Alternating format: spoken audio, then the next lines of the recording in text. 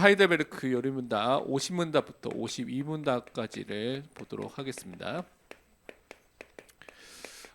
계속해서 사도신경에 있는 내용들을 좀 중심으로 해서 우리가 보고 있습니다. 먼저 서론에서 우리가 하나님에 대한 부분을 보고 있는데, 그 중에서 비공유적 속성이라는 우리가 좀 덜 나누어지는, 그래서 하나님이 좀 더 절대적으로 갖고 있는 그런 속성이라고 할 수 있죠. 그 부분들을 좀 살펴보도록 하겠습니다. 그 중에 오늘은 우리가 하나님이 영원하다고 말하는데 그 하나님의 영원성이 무엇인가라는 부분들을 좀 우리가 확인해 보고, 그것을 통해서 영원하신 하나님에 대한 부분을 정리하도록 하겠습니다. 우선 정의를 살펴보면, 하나님은 그 자신의 존재에 있어서 시작과 끝과 순간의 연속들이 있지 않다라고 말하고 있습니다. 그러니까 하나님의 존재 자체가 우리가 생각하는 이 시간이라는 그 영역 안에 제한되어 있는 분이 아니라는 거예요. 어떤 시작점이 있고, 우리는 태어나는 그 시작점이 있고 죽는 그 끝이 있고 이런 것들이 있잖아요. 그리고 순간순간 우리가 지금 8시 좀 넘었는데 계속 시간이 흘러가는 이 순간의 연속 속에 살고 있는데, 하나님의 존재 자체는 우리와 다르게 그렇게 존재하고 있다는 것입니다. 그래서 하나님은 모든 시간을 생생하게 똑같이 보시고 계시고요. 그러나 하나님께서는 또 시간 안에 들어오셔서 우리 사건들을 살펴보시고 우리 삶 속의 시간 안에서 우리 삶 속에 계속 역사하신 일을 하실 수 있는 그런 분이죠. 이게 왜 가능하냐면, 시간을 만드신 분이 누굽니까? 그리고 창조주 되신 하나님 되신 그 하나님께서 전능자가 되시고 초월, 시간과 공간을 초월할 수 있는 유일한 분이 우리 하나님이기 때문에 이것이 가능하다는 것이죠. 그래서 시간과 공간에 제한을 받는 우리 피조물과는 다르게 존재를 하고 있다는 사실을 항상 기억을 해야 된다. 그 부분이 우리와 하나님의 질적인 차이가 하늘과 땅 차이보다 더 큰 차이가 있다는 걸 항상 기억하셔야 됩니다. 그래서 이 부분은 결국 이렇게 또 정의해 주죠. 그래서 하나님은 그 자신의 존재 아래서 시간이 없이 영원한 분이십니다 라고 말하고 있습니다. 그래서 우리는 이 단어를 그냥 간단하게 영원한 하나님이다 라고 우리가 고백을 하고 있죠. 성경에서 그것을 계속해서 말하고 있습니다. 이 의미는 시작과 끝이 없으신 분이다 라는 부분을 항상 말하는 것입니다. 그래서 우리가 잘 아는 시편 20편 2절에 보니까, 산이 생기기 전 땅과 세계도 주께서 조성하기 전 곧 영원부터 영원까지 주는 하나님이시니이다. 그러니까 영원부터 영원까지 우리가 생각하는 그 시간의 개념을 뛰어넘는 분으로서 계속 항상 존재하고 계신다는 것이죠. 그래서 하나님은 항상 계시고 항상 존재하신 분이다. 영원하신다는 것은 항상 존재한다는 것이죠. 그러니까 우리는 항상 존재할 수가 없죠. 시간이 지나면 늙게 되고 죽음의 순간이 오게 되고 그렇게 되는 것이 인간인데, 하나님은 항상 계시고 항상 존재한다는 것이죠. 그래서 존재하지 않은 적이 한 번도 없고 항상 존재하고 계신 분이다라고 말하고 있습니다. 그래서 계시록 1장 8절에도 이렇게 말씀하고 있죠. 주 하나님이 이르시되 나는 알파요 오메가라, 이제도 있고 전에도 있었고 장차 올 자여 전능한 자라 하시더라 라고 말하고 있습니다. 항상 과거 현재 미래라는 모든 시간표 속에서 항상 계셨던 분이 누구냐? 이 우리가 믿는 하나님이라는 것이죠. 그래서 성경은 이 예수님께서 계속해서 존재하고 계시고 실제로 또 나타나고 계신다는 것을 의미하기 위해서 현재 시제, 지금 있다라는 현재 시제 동사를 쓰고 있습니다. 여러분 보면 요한복음 8장 58절에 보면 이렇게 기록되어 있습니다. 예수께서 이르시되 진실로 진실로 너희에게 이르노니 아브라함이 나기 전부터 내가 있느니라 하시니. 이게 좀 이상하죠. 문법적으로 보면 아브라함이 있기 전, 이게 과거형으로 되어 있습니다. 영어로 보면 before Abraham was라는 과거 동사가 있었거든요. 아브라함이 있었던 그 전에 내가 그때부터 있었다라는 과거형 동사를 써야 됩니다. 근데 영어로 보고 원어로 보면 현재형 동사를 쓰죠. I am. 그때부터 지금까지 항상 계속 존재하고 계신 분이다라고 해서 문법에 어긋나게 이 현재형 동사를 지금 쓰고 있는 것이죠. 그리고 하나님의 이름 그 자체에도 현재형 동사가 쓰이는데, 그것이 이제 지금도 계속 존재하고 있는 것을 말하는 것입니다. 그래서 우리가 잘 아는 출애굽기 3장 14절에 하나님께서 모세에게 말씀하신 게, 나는 스스로 있는 자니라라고 말했을 때 I am who I am, I am that I am, 여러 가지 영어로 번역되는데 그 현재형 동사를 원어도 쓰고요, 지금도 또 영어로도 쓰고 있습니다.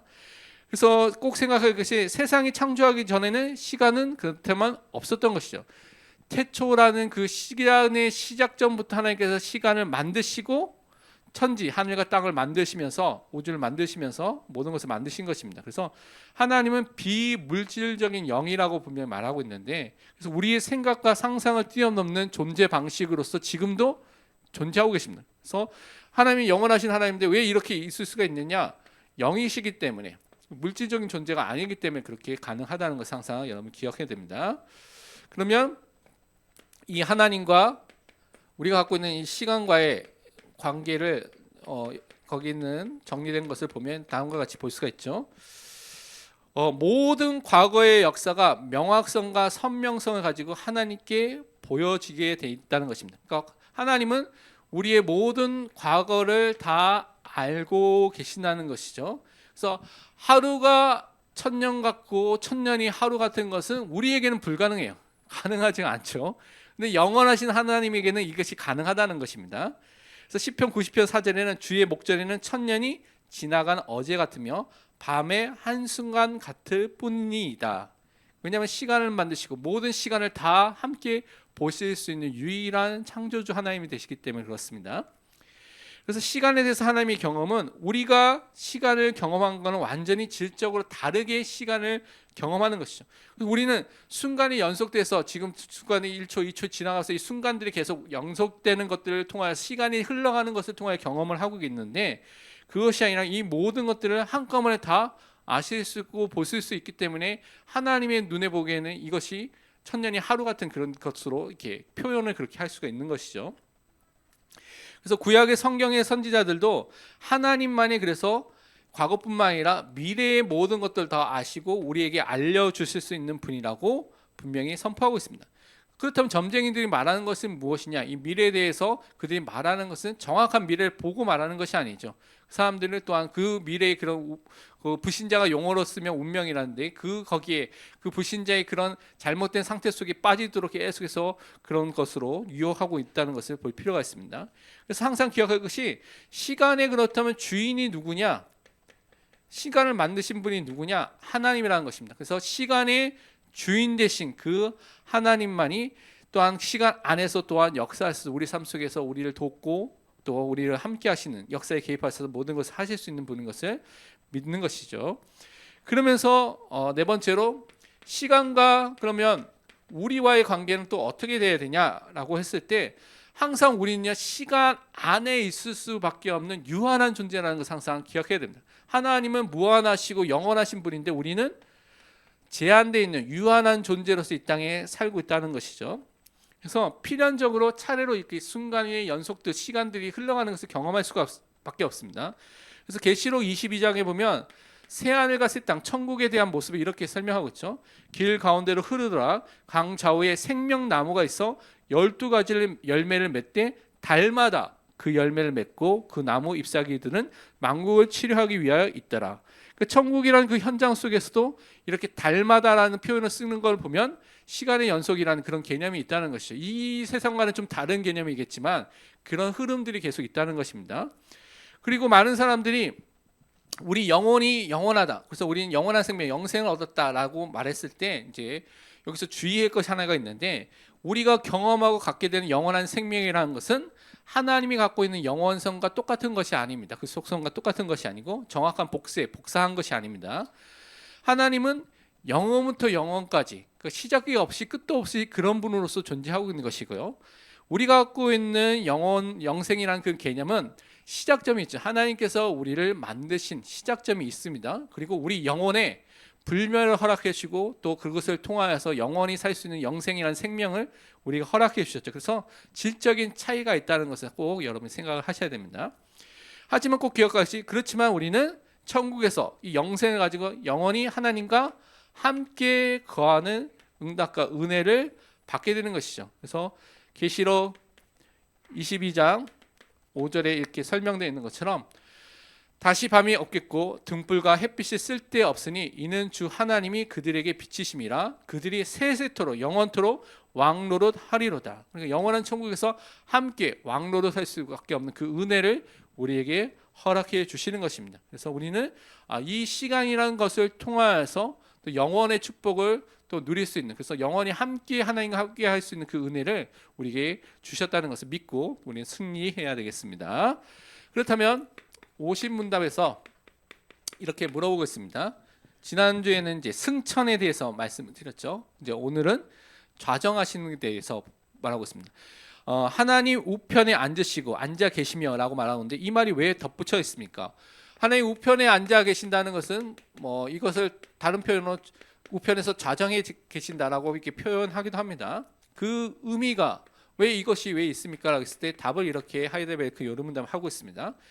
그리스도는 거기에서 하나님 보좌 우편에서 그리스도가 교회의 머리이심과 그가 그 우편에 앉아서 무엇을 나타내고 있냐면 그가 교회의 머리, 주인 되신 것을, 왕이 되신 것을 우리에게 보여주고 있고요.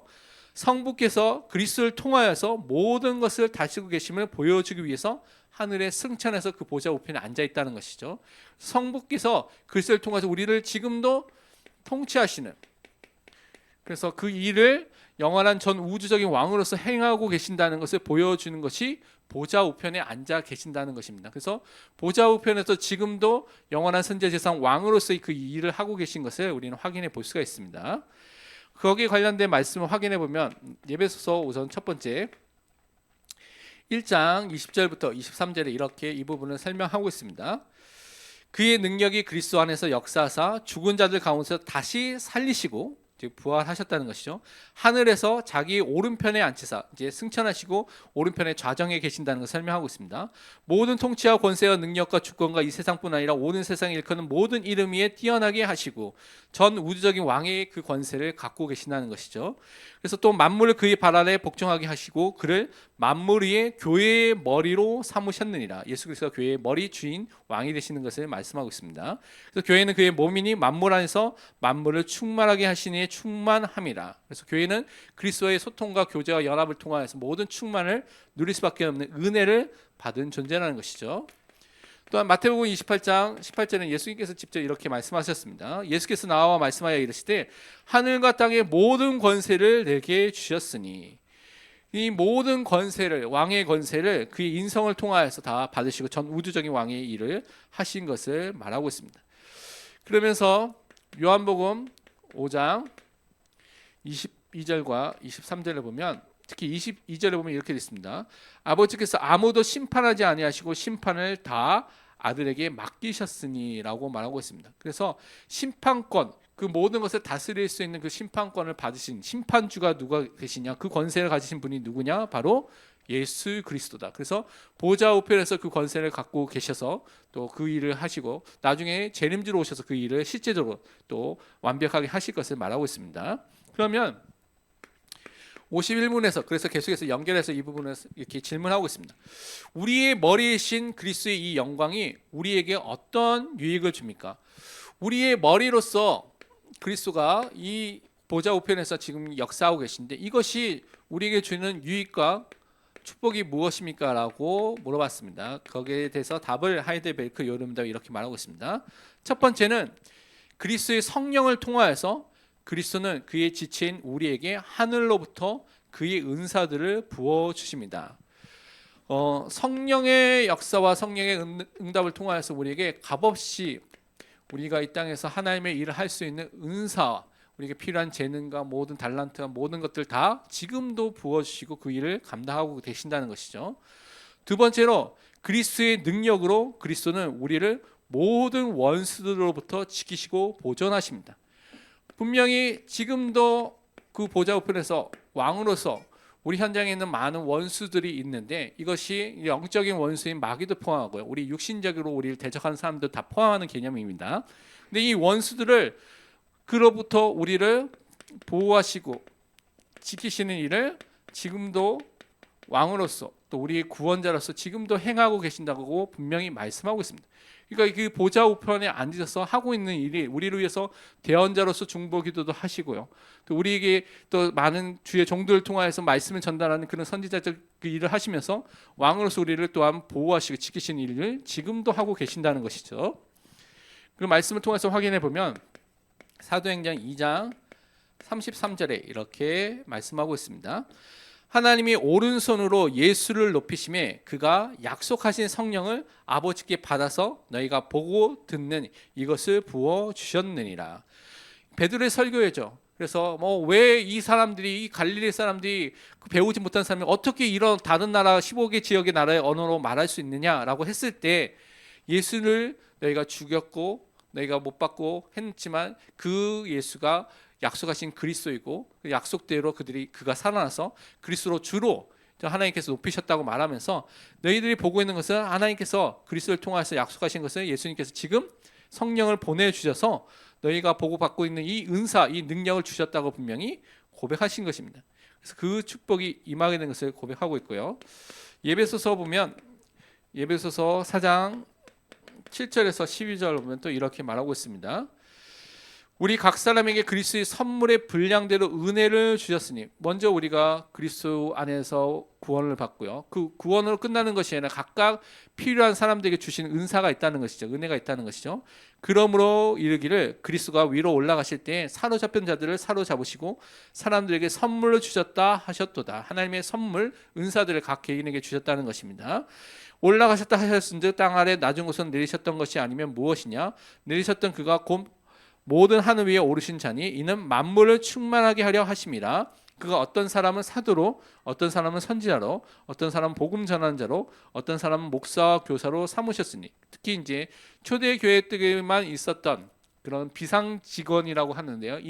그때만 있었던 직원들이 사도와 선지자와 복음 전하는 전도자라는 그런 직분이 있습니다. 그리고 항시 있는, 지금까지 연결된 항구직이라고 하는 지금까지 있는 그 직분이 목사와 교사라고 말하는 이 목사가 있는 것이죠.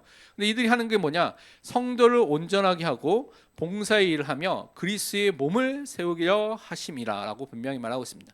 이런 직분자를 세워서서 은사를 주시고 힘을 주신 것은 무엇 합니까?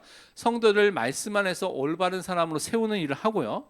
그들이 하나님의 일에 헌신하면서 봉사의 일을 하고요. 그리스도의 몸인 교회를 세우기 위해서 이 직분을 주신 것입니다. 이 교회는 분명히 전 우주적인 전체 하나가 된 전 우주적인 비가시적인 교회죠. 눈에 보이지 않는 전 우주적인 교회를 세우는 것뿐만 아니라 실제로는 그들이 지금 있는 현장에 로컬의 지역의 교회를 세우도록, 그래서 그 교회를 세우는 직분을 그들에게 맡기셨다고 분명히 말씀해 주고 있는 것입니다. 그러면서 시편 110편 1절과 2절은 보면 이렇게 설명하고 있습니다. 여호와께서 내 주에게 말씀하시기를 내가 내 원수들로 내 발판이 되게 하기까지 너는 내 오른쪽에 앉아 있으라 하셨도다. 여호와께서 내 시온에서부터 주의 권능의 귀를 내보내시리니 주는 원수들 중에서 다스리소서. 그 원수를 다스리시고 발판이 되기까지 승리를 주시는 그 일을 하시는 분으로서 지금 오른편에서 그 일을 보좌 우편에서 하고 계신 분이 누구냐? 우리가 믿고 있는 예수 그리스도라는 것을 항상 우리는 믿고 고백해야 되겠습니다. 요한복음 10장 27절과 29절은 또 이렇게 말씀하고 있습니다. 내 양은, 예수님의 양은 내 음성을 들으며 나는 그들을 알며 그들은 나를 따르리라. 내가 그들에게 영생을 주노니 영원히 멸망하지 않을 것이요 또 그들을 내 손에서 빼앗을 자가 없느니라. 그들 주신 내 아버지는 만물보다 크심에 아무도 아버지 손에서 빼앗을 수 없느니라. 우리가 그리스도의 양, 그리스도께서 선택하신 사람이 맞다면 그리스도의 음성을 들으면서 따라가게 되는 것이죠. 그래서 그 사람은 멸망하지 않는 사람이라고 말하고 있습니다. 왜냐하면 그리스도의 손, 하나님의 손에 있기 때문에 이 손에서 빼앗아 갈 존재가 없다고 말하고 있죠. 항상 보호하시고 지켜주신 분이라고 말하고 있습니다. 그러면서 52문에서는 이렇게 또 질문하고 있습니다. 그리스도께서 산자와 죽은 자를 심판하러 오실 것이라고 되어 있는, 게 분명히 심판주로 오시게 될, 재림주로 오시게 될 것을 말하고 있는데요. 이것은 우리에게 어떤 위로를 주십니까? 라고 물어보고 있습니다. 그래서 그 답을 살펴보면 하이델베르크 요름답은 이렇게 답을 하고 있습니다. 나의 모든 고통과 핍박 속에서 이 고통과 핍박이라는 부분들이 먼저 나오게 된 것은 여러분 종교개혁 시대에 이거 쓰여졌기 때문에 이 시대는 사실은 이 개혁 운동을 하면서 많은 사람이 순결했던 시기입니다. 그래서 이런 부분이 표현이 들어가 있다는 것을 볼 필요가 있습니다. 그래서 나의 모든 고통과 핍박 속에서 나 대신에 하나님 앞에서 이미 재판을 받으셨고 나로부터 모든 저주를 제거하셨던 심판자로서 바로 그분을 확신 있게 기다리며 나의 눈을 하늘로 돌립니다. 분명히 예수님이 나 대신에 재판도 받으시고요. 내가 받아야 될 모든 진노와 이 저주라는 부분도 다 제거해 주시는 일을 다 하셨던 그분이 이제 다시 심판주로 다시 오시기 때문에 그분을 어떻게 해요? 항상 확신 있게 기대하면서 소망을 가지고 기다리면서 확신 있게 그분을 바라보는 그 확신을 갖고 살게 된다는 것이죠. 어려움과 핍박이 오더라도 흔들리지 않고 그분만을 바라본다는 것입니다. 그러면서 그리스도는 그리스도의 모든 원수들과 나의 원수들을 영원한 형벌로 정죄하실 것이며 나와 그리스도의 택하신 모든 자들을 그리스도와 함께 하늘의 기쁨과 영광 가운데로 이끌어 가실 것입니다. 이 심판하실 때 어떤 심판을 하니까 재판을 분명히 하시는데 죄인들 분명히 이들에게는 형벌을 통해서 정죄를 받아서 지옥에 가게 되는 그 일을 분명히 하게 될 것이라고 말하고 있고요. 하나님의 자녀인 의인들은 그리스도와 함께 기쁨과 영광을 통해서 영원한 하나님 나라인 천국의 축복을 누릴 수밖에 없는 그 은혜를 주시게 되는 그 순간이 심판의 그 순간이기 때문에 그것이 우리에게는 최고의 응답의 시간표이기 때문에 그것이 우리에게 위로가 된다고 고백을 하고 있는 것입니다. 그러면 말씀을 통해서 확인해 보면 로마서 8장 23절과 25절 보면 이 부분은 이렇게 설명을 하고 있습니다. 그뿐 아니라 또한 우리 곧 성령의 처음 익은 열매를 받은 우리까지도 속으로 탕식하여 양자될 것 곧 우리 몸의 속량을 기다리느니라. 우리가 소망으로 구원을 얻었음에 보이는 소망이 아니니 보는 것은 누가 바라리요? 만일 우리가 보지 못하는 것을 바라면 참음으로 기다릴지니라. 앞으로 마지막 때에 일어날 것에 대한 참된 소망을 갖고 사는 것이죠. 그래서 눈에 보이는 것 누구나 다 아는 것이냐 이제 앞으로 일어날 것을 말씀을 통해서 믿으면서 몸의 속량 구속이라는 마지막 때에 우리 육체가 부활할 것을 기다리면서 하나님이 그 소망을 갖고 산다는 것을 말하고 있습니다. 그래서 디도서 2장 13절에는 이 부분을 또 이렇게 증거하고 있습니다. 복스러운 소망과 우리의 크신 하나님 구주 예수 그리스도의 영광이 나타나심을 기다리게 하셨으니 분명히 말씀에 우리가 소망을 갖고 살고 있는데 분명히 우리의 크신 하나님 대신 구주가 되신 그 예수 그리스도의 영광이 분명히 마지막에 그분이 영광스러운 모습으로 다시 재림할 때 나타나게 된다는 것이죠. 심판주로 오실 때 그 그리스도를 소망하고 살고 있는 것을 말하고 있습니다. 그러면서 데살로니가 후서 1장 6절에서 10절 보면 마지막 때에 어떤 일이 일어날 것인가 이렇게 말하고 있죠. 너희로 환난을 받게 하는 자들에게 환난으로 갚으시고 환난을 받는 너희에게는 우리와 함께 안식으로 갚으시는 것이 하나님의 공이시니 분명히 하나님께서는 우리에게 공의롭게 이 모든 것을 갚으시고 심판을 하실 때가 온다는 것을 분명히 계속해서 성경 말하고 있습니다. 주 예수께서 자기의 능력의 천사들과 함께 하늘로부터 불꽃 가운데 나타나실 때에 하나님을 모르는 자들과 우리 주 예수의 복음에 복종하지 않는 자들에게 형벌을 내리시리니 분명히 죄인들에게는 예수 그리스도를 믿지 않는 사람들에게는 형벌이 임하게 되는 그 시간표가 분명히 오게 된다고 말하고 있습니다. 이런 자들은 주의 얼굴과 그의 힘의 영광을 떠나 영원한 멸망의 형벌을 받으리로다. 그 영원한 멸망을 받게 되는 현장이 어디냐? 지옥에 가게 되는 것을 말하고 있는 것입니다. 그리고 그날에 그리스도가 강림하사 그리스도의 성도들에게는 뭘 줍니까? 영광을 받으시고 모든 믿는 자들에게서 놀랍게 여김을 얻으시리니 이는 우리의 증거가 너에게 믿어졌습니다. 그래서 많은 성도들이 너무나 그 그리스도 재림지로 오신 그분께 영광을 돌리고 그분이 그런 하신 일들과 그분을 보면서 너무 놀랍게 여기면서 함께 앞으로 천국에 가게 되는 그래서 생명과 영광 생명의 멸관 영광의 멸관 의의 멸류관을 얻게 되는 그래서 우리에게 주신 전도자에 주시는 상급을 얻게 되는 그 일이 남아 있게 되는 것입니다. 그래서 우리는 계속 또 앞으로 계속 또 말씀을 통해 하게 되겠지만 미래와 우리 앞에 있는 일들에 대해서 염려할 필요가 없습니다. 요한계시록 읽어보면 별의별 일이 다 일어나게 될 것입니다. 아마겟돈 전쟁도 곡과 마곡의 전쟁도 마지막에 사단의 활동도 다 있게 되지만 이미 완전한 승리가 누구 손에 있느냐? 예수 그리스도께 있습니다. 그래서 우리는 그분을 따르는 그분의 제자이고요, 그분의 증인이고요, 그분이 그리스도께서 우리와 연합되어 있는 구원받은 하나님의 자녀이기 때문에 말세에 어떤 일이 일어나더라도 걱정하거나 두려울 필요가 없습니다. 우리는 구원받은 자로서 분명히 승리하게 되고 그 승리를 통해서 하나님 나라의 축복, 새 하늘과 새 땅의 축복을 누리게 되자는 것을 항상 믿고 확신하시기를 바랍니다. 우리 함께 기도하도록 하겠습니다. 우리 하나님의 영원성을 통하여서 영원하신 하나님을 바라보고요, 우리에게 주신 영생을 누리고 영원한 천국의 소망 갖고 우리가 살 수 있도록 기도하시고요. 그리고 보좌 우편에 앉으신 예수 그리스도가 지금도 교회의 머리 주인 왕으로서 교회를 다스리고 계십니다. 우리를 지금도 다스리고 계십니다. 그래서 우리는 그분께 순종하고 그분을 따라가는 것이 우리가 반드시 해야 할 일인 것을 항상 고백하시고요. 그래서 이 그리스도로부터 주신 모든 은사들을 성령의 역사 속에서 올바로 누리고요, 모두 우리를 보호하시는 그리스도의 보호를 진짜 믿고 따라갈 수 있도록, 또한 다시 재림주로 오실 그 그리스도를 바라보면서 정말 우리가 참된 소망을 가지고요, 앞으로 있을 모든 우리가 주신 천국의 소망을 확신하고 살 수 있는 믿음의 사람 될 수 있도록 함께 말씀 붙잡고 함께 합심해서 기도하겠고, 제가 마친 기도하겠습니다. 기도하겠습니다.